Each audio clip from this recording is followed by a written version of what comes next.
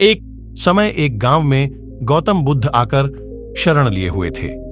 काफी लंबा सफर तय करने के बाद बुद्ध थोड़ा आराम कर रहे थे, परंतु लोग इनसे अपनी समस्या का हल मांगने हमेशा पहुंचे रहते थे।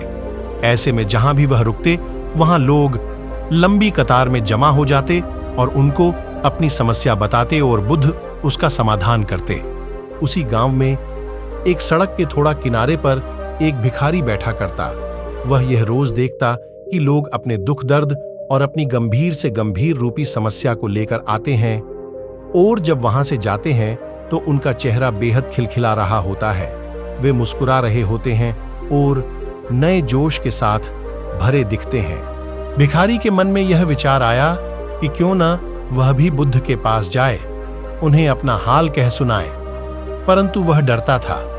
इसके बाद एक दिन गहरे चिंतन के बाद वह भिखारी बुद्ध के पास गया। लोग लंबी लाइन में खड़े रहते और एक एक कर अपनी समस्या का समाधान लेकर वहां से चले जाते। ऐसे में गौतम बुद्ध के चेहरे पर सदा मुस्कान रहती और वे हमेशा इसी तरह समस्या का हल बताते।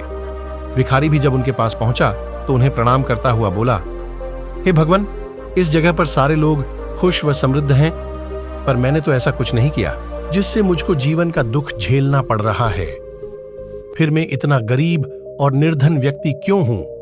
इस पर बुद्ध बोले, तुम गरीब और निर्धन इसलिए हो क्योंकि तुमने आज तक सिर्फ मांगा है, किसी को कुछ दिया नहीं है।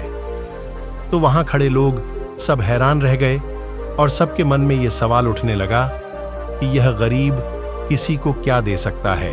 इस पर गरीब भिखारी ने बोला कि भगवान, मैं खुद भीख मांगकर गुजारा करता हूं, भला मैं किसी को क्या दे सकता हूं? भगवान बुद्ध थोड़ी देर चुप रहे, फिर चुप्पी तोड़कर बोले कि तुम्हारे पास बहुत कुछ है, देने को ईश्वर ने तुम्हें बहुत कुछ दिया है बांटने के लिए, जिसमें सबसे पहले तुम्हारे यह 2 हाथ है जिनसे तुम लोगों की मदद या सेवा के लिए इस्तेमाल कर सकते हो।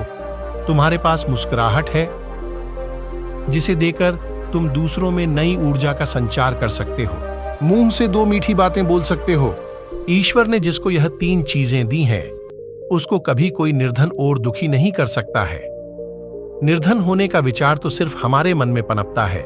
यह एक सिर्फ भ्रम है जिससे तुम्हें उभरना चाहिए और अपनी जिंदगी की नई शुरुआत करनी चाहिए।